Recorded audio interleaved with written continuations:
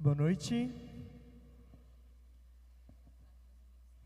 Bom, primeiramente é um prazer poder estar aqui nessa noite para poder trazer a mensagem para vocês dessa série sobre o Apocalipse que está tendo já alguns domingos.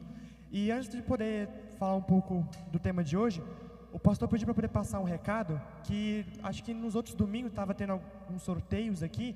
Ele pediu para avisar que no domingo que vem estava tendo um QR Code, vai ter os sorteios, que vai ter alguns brindes, alguns presentes para poder, vai ser uma programação especial, então todo mundo está convidado a poder estar aqui no domingo que vem. E hoje a gente vai estar falando um pouco sobre as duas testemunhas mártires, que vai ser ali sobre o capítulo 11 de Apocalipse. Mas antes da gente poder aprofundar um pouco sobre esse tema, gostaria de convidar vocês a curvarem à fronte para que a gente possamos fazer uma breve oração. Oremos. Senhor meu Deus Pai, quero agradecer ao Senhor por esse dia, mais um dia que está finalizando, Pai. Quero agradecer, Pai, que o Senhor nos permitiu que a gente possamos estar aqui para a gente poder aprender um pouco mais da Sua palavra, Pai. Que o Senhor abra a nossa mente e o nosso coração para a gente poder entender a Tua mensagem para essa noite. Que não seja eu aqui falando, Pai, mas que seja o Senhor falando através de mim. Abençoe-nos, é isso que eu lhe peço em nome de Jesus. Amém. Bom, esse capítulo, o capítulo 11, vai estar falando das duas testemunhas mártires. E acaba vindo algumas perguntas sobre esse tema. Quem são essas duas testemunhas e o que seria ser um mártir, né? Quem são essas duas testemunhas mártires? Bom, primeiro seria responder a pergunta, o que seria um mártir? Bom, nisso seria dar a vida por Cristo, ou seja, morrer por Ele. Então, essas duas testemunhas, elas vão morrer por Cristo. São aquelas pessoas que vão dar a vida por Cristo ali. E o capítulo 11, ele vai vindo chegando ali no centro do livro de Apocalipse, onde ele vai dar um início a alguns entendimentos que futuramente, né, nos próximos capítulos, a gente vai conseguir entender melhor. Capítulo 12, 13, 14 e assim por diante. E aqui, falando um pouco sobre o próprio capítulo ali, João estava para testemunhar, era uma verdadeira batalha entre a Bíblia, a palavra de Deus e o ateísmo. Essa batalha alcançou seu clímax na Revolução Francesa, onde ocupa um lugar na profecia bíblica, destacando-se por seu ódio ao cristianismo. Bom, a gente vai entender um pouco mais sobre isso. Isso vai estar um pouco, resumidamente, o que o capítulo 11 vai estar falando, e a gente vai entender o porquê da Revolução Francesa, o porquê da menção da França ali. E abrindo a Bíblia de vocês em Apocalipse 11, ali a gente vai começar a ler, vai ler primeiramente o verso 3 e o verso 4. A gente vai ler alguns versículos aqui para a gente poder conseguir entender um pouco melhor. Apocalipse 11, o verso 3 e o verso 4.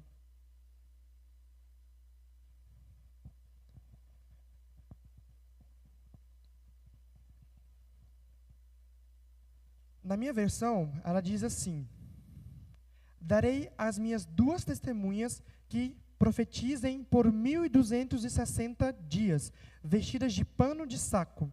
São estas as duas oliveiras e os dois candeeiros que se acham em pé diante do Senhor da terra.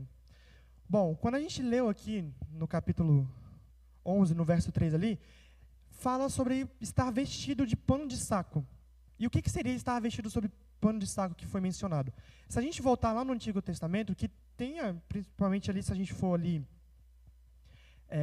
na parte de Jonas ali, estar vestido de pano de saco significa um estado de humilhação, significa um estado de arrependimento. E ali, que eu mencionei a história de Jonas ali, né, o povo ali, o rei, eles se humilharam, eles se vestiram, né, de pano de saco, porque era uma prática comum entre eles ali, quando eles estavam arrependidos de alguma coisa. E aí que vem a pergunta, quem que são as testemunhas? Como que a gente viu nesse verso, as testemunhas são o Antigo e o Novo Testamento, ou seja, é a palavra de Deus. E lá em João 5,39, a gente consegue ver a menção que fala, para a gente examinar a Escritura, porque elas testificam de Deus. E seria exatamente sobre isso, que, ler uma passagem aqui rapidinho, que o apóstolo Paulo fala em Hebreus 4,12, diz assim: porque a palavra de Deus é viva e eficaz, e mais cortante do que qualquer espada de 2 gumes, e penetra até o ponto de dividir alma e espírito, juntas e medulas, e é apta para discernir os pensamentos e propósitos do próprio coração. Bom, a palavra de Deus, ela é como se fosse uma espada, e a gente viu aqui que Paulo ele mencionou, né, que a palavra de Deus é como se fosse uma espada de 2 gumes. E além disso, a palavra de Deus também, como a gente viu no finalzinho ali, ela é apta para poder discernir os pensamentos e os propósitos do nosso coração, porque nós sabemos que o nosso coração é enganoso. E além disso também, na palavra de Deus, a gente consegue encontrar caminhos, os caminhos corretos que nós devemos seguir. Nós conseguimos encontrar também o que é certo, o que é errado, além que ele mostra o caminho para a salvação e mostra o caminho para a gente seguir até Cristo. Como, por exemplo, que lá em Salmo 119, 105, fala: lâmpada para os meus pés é a tua palavra e luz para o meu caminho. E tanto esse versículo, mas os Salmos em si também, ele acaba sendo um livro que vai iluminar o caminho para os cristãos. E por esse motivo, tanto de Salmos, mas da Bíblia, é um motivo que Lúcifer, Satanás, ele odeia tanto esse livro, que ele odeia tanto a Bíblia. E é por isso que ele atacou, né, o povo de Deus ali, como é que a gente viu no versículo 3, que ele atacou por 1260 anos. E na história, que lá, quando eu li sobre o resumo do capítulo, falou sobre a França ali, na Revolução, e aonde que se enquadra esse período na história. Bom, esse período de 1260 anos vai ser ali no período ali de 1538 até 1798, que vai se dar ali no período da supremacia papal. Bom, para entender um pouco melhor, voltando 5 anos antes ali, em 533, Justiniano, que era o imperador de Roma Oriental, ele colocou um decreto com que o bispo ele fosse o cabeça de todas as igrejas. Então, ou seja, ele que mandava ali em tudo relacionado com a religião na igreja. E nisso, teve algumas tribos, que são as 10 tribos ali bárbaras, não aceitaram esse poder papal, eles se recusaram a aceitar esse poder. Que, se a gente for sobre essas tribos, são as mesmas tribos mencionadas ali na profecia de Daniel 2. E, bom, mesmo eles terem ido contra, eles foram derrotados por esse período papal, e em 538, a última tribo, ela foi derrotada, e fazendo com que pudesse ter a união do cristianismo com o império também. E durante esse período da supremacia papal, eles tiraram a Bíblia do povo. Esse instrumento aqui que a gente consegue ter acesso hoje na internet, pelo celular, ter fisicamente, foi tirado do povo. Então, e eles ali, né, eles estavam ensinando para o povo coisas que não estavam na Bíblia. Estavam sendo coisas que estavam fora da Bíblia. O povo não saberia que o que eles estavam passando ali era verdadeiro ou não. Estava na Bíblia, porque eles não tinham acesso à Bíblia. E alguns pontos que eles ensinavam para o povo ali que era errado, que não estava na Bíblia. Como, por exemplo, orar ali para os mortos, pagar um pedaço ali para poder ter acesso a um pedacinho ali, um terrenozinho no céu, e dentre outras coisas também. Isso acabou gerando uma grande revolta em um monge que a gente conhece, que é Martim Lutero. Ele não aceitou a ideia de que não pudesse ter acesso à Bíblia, que o povo não pudesse ter acesso à Bíblia, que não poderiam ler a Bíblia. E nisso acabou vindo a reforma protestante, ali que a gente viu na história ali, que foi um período de 12 séculos sem a Bíblia. O povo passou 12 séculos sem ter acesso à Bíblia. Eles só tinham o que o Papa ali, do que a igreja falava, e tinham que acreditar se aquilo ali era verdade ou não. E no século XVI, foi quando Martim Lutero, ele estava ali, né, já como monge, ele teve acesso pela primeira vez a uma Bíblia. Ele até aquele momento, ele nunca tinha acessado, nunca tinha pegado uma Bíblia. E quando ele encontrou essa Bíblia, ele não encontrou normalmente, às vezes que a gente encontra numa prateleira ou em cima de um banquinho, de uma escritinha. Ele encontrou acorrentada em uma das celas, encontrou a Bíblia acorrentada ali. Porque a Bíblia acabou sendo rejeitada pela igreja. E um um papa ali, acabou dando de presente para ele uma Bíblia nova. E ele pôde poder aprender a poder estudar um pouco mais sobre as verdades que tem ali na Bíblia e pôde ver que muitas das coisas que era ensinado para o povo não era totalmente verdade. E mesmo assim, mesmo o povo, ele não tendo acesso à Bíblia, sabendo, não tendo acesso à palavra de Deus, esse povo ele se manteve fiel. Eles mantiveram a chama viva dentro dos seus corações. E um dos exemplos disso que a gente consegue ter são os valdenses, né? Que uma curiosidade, que é a escola valdense, a escola não deixaram de estudar a Bíblia. Essa Bíblia que foi tirada na foto foi uma das escolas dos valdenses ali, e eles não deixaram de estudar a Bíblia. Eles continuaram estudando a Bíblia, e eles foram perseguidos e foram mortos também por isso, por eles estarem estudando ali a Bíblia. E uma curiosidade também sobre os valdenses, que antes mesmo de Martinho Lutero poder traduzir a Bíblia para o alemão ali, né, que era a língua dele, os valdenses tinham a sua própria Bíblia, que eles traduziram para a sua própria língua a Bíblia deles ali também, para que pudesse ser mais para que o povo pudesse ter um entendimento melhor da palavra de Deus ali. E ao longo da história da Idade Média, a Bíblia ela foi perseguida. Teve vários momentos que a Bíblia ela foi perseguida, mas o seu povo ele se manteve fiel, mesmo diante de tanta perseguição. E continuando a leitura, no capítulo 11, no verso 6 de Apocalipse, diz bem assim: elas têm autoridade para fechar o céu, para que não chova durante os dias em que profetizarem. Têm autoridade também sobre as águas para convertê-las em sangue, bem como para ferir a terra, como toda sorte de flagelos, tantas vezes quantas quiserem. Bom, a gente leu esse versículo aqui, e tem duas curiosidades desse versículo que é mencionado aqui em Apocalipse 11, que a gente consegue assemelhar com algo que já aconteceu na Bíblia, que seria ali a questão das águas virando sangue ali também, e ferir a terra ali, que a gente pode ver isso lá em Êxodo, que são as 10 pragas do Egito ali. E a gente consegue provar, tem um entendimento na real melhor, que com as 10 pragas do Egito ali, que tudo aconteceu mediante a palavra de Deus. Deus falou e aconteceu. Então a gente consegue entender que a palavra de Deus tem poder.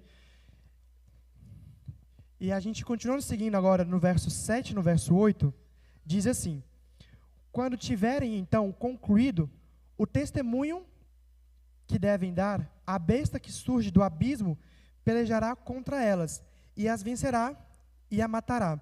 E o seu cadáver ficará estirado na praça da grande cidade, que espiritualmente se chama Sodoma e Egito, onde também o Senhor foi crucificado. Bom, a gente vai entender um pouco melhor, vai aprofundar um pouco mais ali no verso 8, que, bom, a gente viu no primeiro versículo que foi um período de 1260 anos, e esse período ele foi concluído ali, que na história, colocando na história, foi ali no período ali da prisão do Papa pelo Napoleão Bonaparte ali. E aqui menciona sobre uma besta que surge do abismo, e a gente entende que essa besta é uma das formas que a Bíblia traz para poder, um dos nomes para Satanás, para Lúcifer, é essa besta, que ela não vai agora, não vai vir, não vai destruir cada uma das Bíblias que existem, que antes já estava sendo destruída. Ela vai utilizar pessoas, mecanismos humanos, para que possa destruir as Bíblias. E aqui é falado sobre Sodoma e Egito. E a gente vai entender o porquê que espiritualmente se chama Sodoma e Egito, e também que o Senhor, né, que é Jesus Cristo, foi crucificado. Que a gente sabe que Jesus foi crucificado em Jerusalém, e a gente vai entender o porquê que é mencionado isso no versículo 8 de Apocalipse. Bom, Sodoma, que a gente conhece da história de Sodoma e Gomorra, Sodoma ele era uma cidade onde que as pessoas ali eram promíscuas. E a gente consegue ver com a história de Ló ali, em que os dois homens, que eram dois anjos que estavam ali junto com Ló, os homens daquela cidade quiseram ter relações com esses homens. E eles não deixaram, até ofereceram as filhas de Ló, que a Bíblia traz, que as filhas dele eram virgens, os homens não queriam, que eles queriam ter relações com aqueles homens que eram anjos ali. E era tão imoral aquela cidade que Deus ele teve que destruir aquela cidade. Então, o fato de ter mencionado Sodoma vai estar relacionado com a imoralidade. E o Egito vai ser, porque o Egito foi a nação do mundo em que mais se opôs a Deus. Vai ser com o ateísmo ali, que a gente consegue ver com as pragas do Egito. Que depois da primeira praga, não acreditaram em Deus. Veio a segunda, não acreditaram. Assim foi até a 10ª praga, que o Egito, ele não acredita, do ateísmo, eles não acreditavam do poder de Deus e que Deus existia. E essas duas cidades, elas vão ser usadas para poder representar, ter uma menção de um outro país, que esse país seria a França ali. E falando sobre que Cristo ele foi crucificado ali, a gente sabe que ele foi crucificado em Jerusalém. Só que essa profecia, ela acabou se cumprindo ali na França. E Cristo, ele foi crucificado nas pessoas, nos seus seguidores, nas pessoas que seguiam a Cristo. Porque ali no período da França, muitos cristãos foram mortos ali na França. E Cristo, por isso que é fazendo essa analogia, que também o Senhor foi crucificado, que ao mesmo tempo que seus seguidores foram mortos ali, Cristo estava morrendo neles também. A besta que sobe do abismo é Satanás, que a gente leu aqui agora. E falando um pouco sobre a Revolução Francesa, bom, teve vários motivos que aconteceu, falando historicamente, que aconteceu a Revolução Francesa. Mas um dos pontos que aconteceu foi a revolta à religião, porque foi durante 12 séculos que eles estavam no domínio da igreja. Foi um período ali em que não teve nenhum avanço, nenhum progresso em nenhuma área, tanto na área espiritual, na área da ciência, foi uma paralisia. E para a igreja, qualquer coisa que o povo fazia era pecado. E foi o período que também teve a Inquisição. Então, ou seja, alguns cientistas que descobriam alguma coisa que ia contra o que a igreja falava, eles eram mortos. E isso foi mais ou menos ali, no período aqui de 200 anos atrás ali. E isso não é muito diferente da época de Jesus, esse período que aconteceu. Porque hoje em dia a gente tem acesso à internet, a gente tem acesso a muitos mecanismos da tecnologia, que antigamente não tinha, nem nesse período da Revolução Francesa e nem na época de Jesus. E aqui, a Catedral de Notre Dame, que vindo do ponto da Revolução Francesa, eles reuniram uma assembleia que declarou que não existia Deus. Que Deus ele não existia, que eles não precisavam de Deus. E eles precisavam de um objeto para poder ter atenção, porque eles tiraram Deus ali de ser adorado e precisavam ter alguma outra pessoa. Então, eles colocaram uma mulher ali na catedral que representasse isso, que a mulher era uma mulher com atitudes duvidosas, uma mulher que era prostituta, e ela foi colocada ali no lugar para representar Deus. E quando eles fizeram isso, quando eles tiraram Deus do lugar e colocaram essa mulher, foi um dos momentos em que aconteceu uma das piores crises que a nação francesa ela passou. Porque todo tipo de mal pôde acontecer, acabou acontecendo naquele período ali, que durou um período ali de mais ou menos 3 anos e meio. E a gente lendo em Apocalipse 11, 9, diz assim: então muitos dentre os povos, tribos, línguas e nações contemplam os cadáveres das 2 testemunhas por 3 dias e meio, e não permitem que esses cadáveres sejam sepultados. Bom, essa profecia acabou se cumprindo ali, porque esses 3 dias e meio representam esses 3 anos e meio que aconteceu ali na França. E muitas pessoas que, apesar que no começo foi legal, foi bom, muitas pessoas estavam trabalhando ali, mas muitas pessoas começaram a pegar doenças, começou a acontecer um monte de coisas, e pessoas começaram a morrer. E eles não puderam, essas pessoas que morreram, ficavam estiradas ali pela praça, pelo chão, e não poderiam ser enterradas. E a Assembleia, depois disso, vem falando aqui, que essa profecia se cumpriu com precisão na história da França. Os 3 anos e meio, foram o reinado de terror da Revolução Francesa.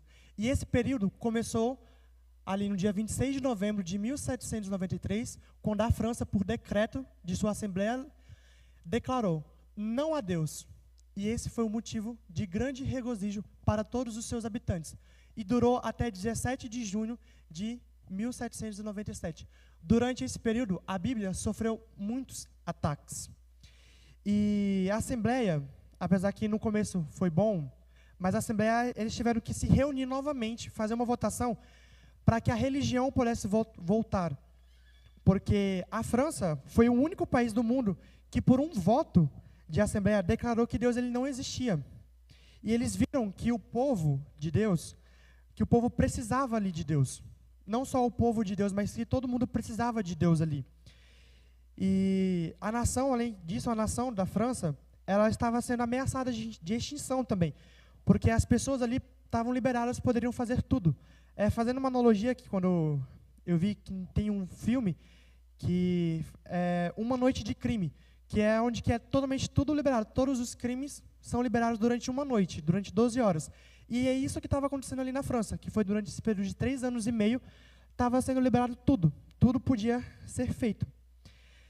Mas a religião, ela acabou voltando ali para o cenário, como se ela tivesse ressuscitado ali. Ou seja, como se a palavra de Deus voltasse à vida ali. E aqui tem algumas ações que a França ela fez contra a palavra de Deus durante esse período. Que o primeiro ali foi que os exemplares da Bíblia existentes no país foram queimados e ela foi abolida na França, que foi considerada como morta. O segundo é que todas as igrejas foram fechadas e proibiu-se a adoração de Deus por decreto da Assembleia, que era o corpo legislativo ali da França.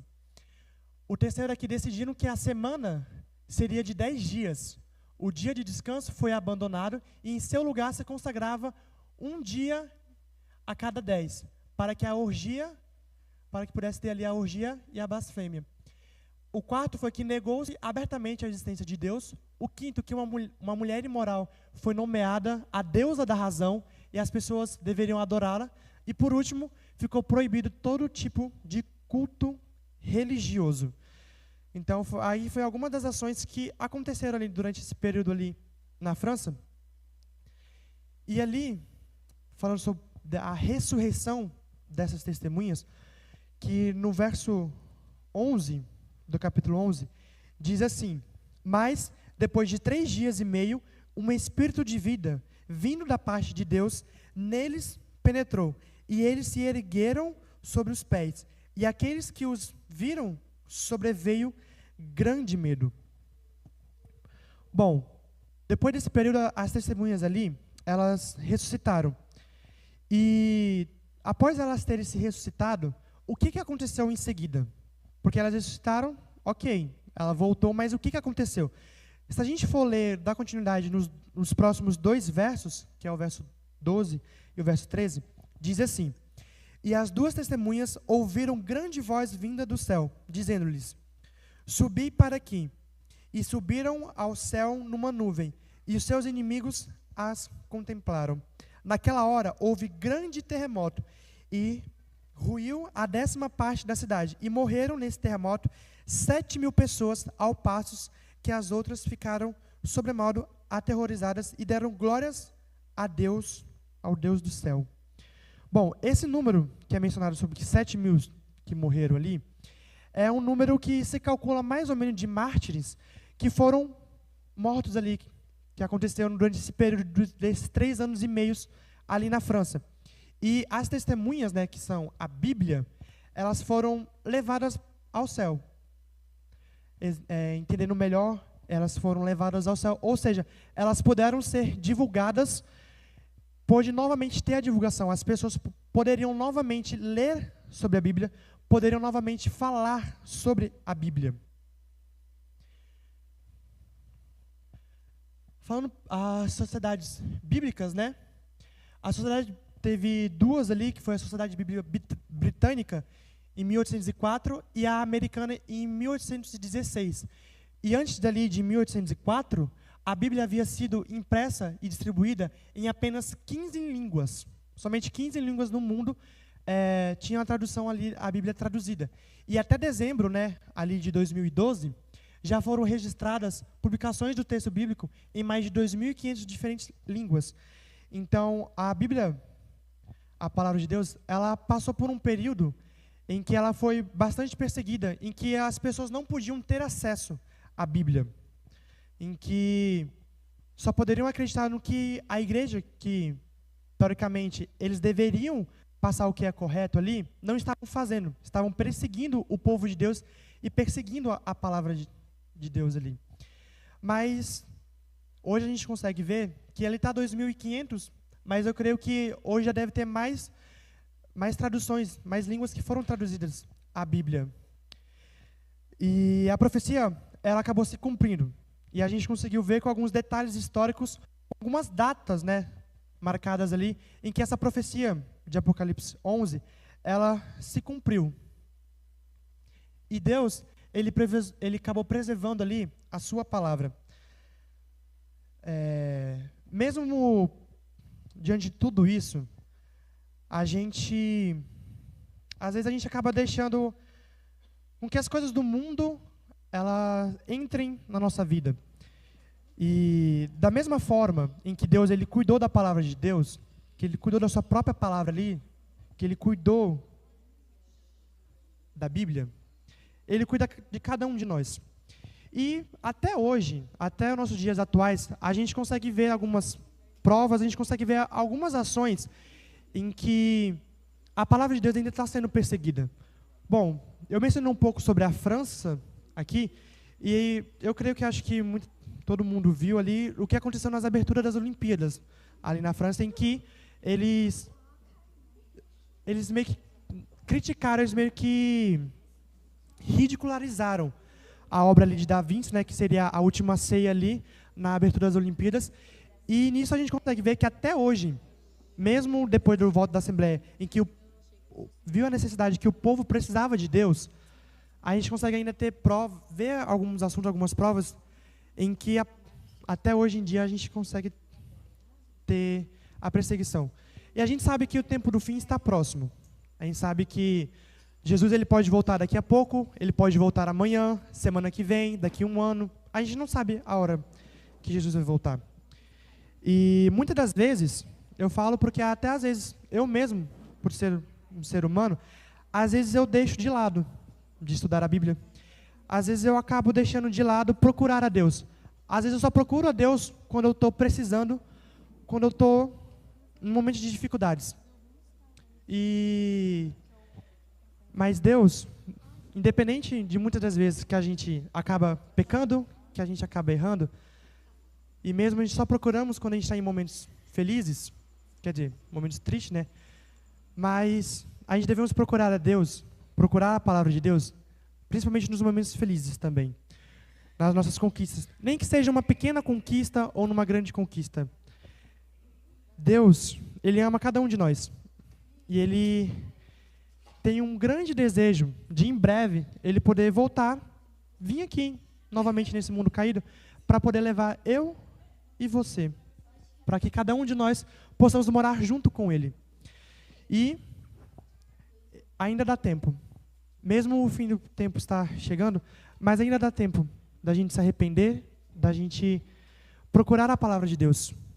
A gente, assim como esse povo, mesmo eles não tendo acesso à Bíblia, eles se mantiveram fiel, eles mantiveram a chama viva ali no seu coração. Que a gente possamos hoje procurar mais a Deus, mais a palavra de Deus. Gostaria de convidar o Reluz aqui, para poder cantar a mensagem final aqui. E durante essa música que eles vão cantar, que vocês possam refletir um pouco sobre as nossas atitudes com Deus. Que a gente possa refletir, realmente a gente tem colocado Deus em primeiro lugar, como prioridade em nossa vida, que a gente possamos refletir um pouco sobre essa ação, que a gente possamos mudar, né, nossos atos, para que a gente possamos a cada dia mais buscar a palavra de Deus.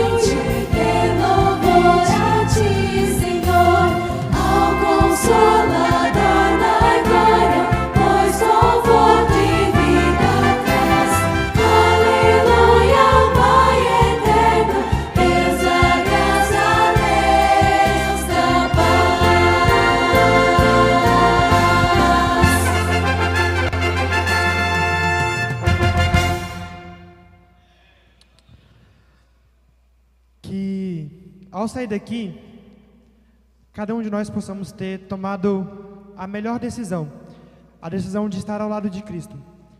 Bom, eu tenho certeza que em breve eu vou estar lá no céu junto com Jesus. E eu espero que a decisão que você tomou hoje é poder estar lá também. Espero que em breve possa ver cada um de vocês lá no céu, debaixo da árvore da vida. Convido vocês a colocarem de pé para a gente poder fazer a oração. Oremos. Paizinho, Deus, queremos te agradecer, Pai, pelo seu amor infinito que o Senhor tem por cada um de nós.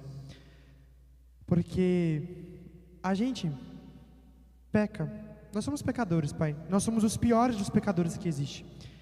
E mesmo a gente, a cada dia, negando ao Senhor, deixando o Senhor de lado e errando, o Senhor ainda continua com o mesmo amor por cada um de nós, Pai. Que a gente possamos, Pai, sair daqui hoje com a melhor decisão tomada. Que a gente possamos colocar o Senhor como prioridade, como em primeiro lugar na nossa vida, possamos ser o Senhor, Pai. Que o Senhor venha nos abençoar, Pai. Que assim como a gente viu aqui no capítulo 11 de Apocalipse, que a sua palavra foi perseguida, que a gente possamos ser que nem esse povo que manteve fiel a sua chama no coração, que a gente sabemos que o fim está próximo, em que muito em breve vai acontecer novamente essa perseguição, mas que a gente possamos ter a palavra no nosso coração, Pai. Abençoe-nos, nos perdoe, Pai, que a gente possamos se arrepender a cada dia dos nossos pecados, Pai, e que conforme a Tua graça, Pai, nós possamos estar em breve, todo mundo aqui junto com o Senhor no céu. Nos leve em tranquilidade até as nossas casas, nos dê uma ótima semana em Tua presença. É isso que eu lhe peço, Pai, não por mérito próprio, mas no doce nome do Seu Filho amado Jesus Cristo. Amém.